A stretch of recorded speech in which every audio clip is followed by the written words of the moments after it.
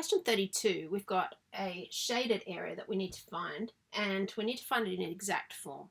Now, when you first look at this picture, you see that there's not that much information on it. We've got a right angle here, so these two lines are perpendicular, and we can see that this interval and this one are both 2 centimetres, and that makes sense if the radius is 4. Now, the first thing that I'm tempted to do is actually make a few constructions here. If we know that this is the radius, then it's 4, and this one down here is also 4. Now I can see that what I've got here as a shaded area is just the minor segment. Now, to find the area of a segment, we need to do the area of the whole sector, which is just part of the circle. So I'm going to write area of sector minus the area of the triangle. And in this case, the triangle I'm talking about is this one, which I'll shade this way around here. Sorry, I'm making a bit of a mess of the picture now. So if I can do the whole sector and take away this triangle, then I'll be left with the original shaded section. So the area of the sector, well, there's a few things we don't know here. To find the area of a sector, I need to know this angle, and I don't have it. So the first thing I want to do really is just draw myself one of these right angled triangles, say this one, and I know that this is 4 and that that's 2. So I can very easily find this angle here, let's call it theta, by saying that cos of theta, because I've got adjacent over hypotenuse, is 2 over 4, or a half. And looking at that, it jumps out at me that theta must be 60 degrees. Now, I can work in radians if I want to here, or I could actually just use the formula for the area of a whole circle, pi r squared, and say, look, I've got part of the circle. Now, if this is 60 degrees, then that whole thing there is 120 degrees. So the area of the sector, if it's 120 degrees, I can see that I've got a third of the circle.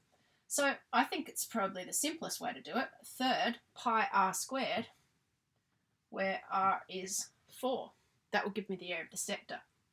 Now, I could, of course, reason that 60 degrees is pi on 3 in radians, and so 120 degrees is 2 pi on 3, and I could use the formula for the area of a sector, which is half r squared theta, and in that case, theta has to be in radians, so I would have half 4 squared times, 2 pi on 3. Now, if I did that, you can see here that the 2's are going to cancel. I'm still going to have 16 and pi on 3, and that's exactly what I've got with this method too. So use either method there. If you haven't converted to radians and you just know it's 120 degrees, you've got a third of the circle anyway. Now, to find the area of this big triangle here, a couple of ways that you could do it. You could treat it as one big triangle and say, look, we've already worked out that this is 120 degrees here, or 2 pi on 3, and we know that the area of a non-right angled triangle is half AB sine C, and here A and B are both 4, so we've got half times 4 times 4, so that's 8, multiplied by the sine of 120. Sine of 120 is the same as the sine of 60, and that's root 3 on 2. So that gives me here 8 root 3 on 2. 8 divided by 2, though, is 4. Let's just write it as 4 root 3. Now, how else could you do it? Well, if you didn't think of using the non-right angled triangle method and you've already got this other right angled triangle sitting here, and you know this is 4 and this is 2, you could use Pythagoras to figure out this side. Let's call it height. And we'll say 4 squared minus 2 squared is equal to height squared. So height squared is 12. So the height is the square root of 12, which is 2 root 3.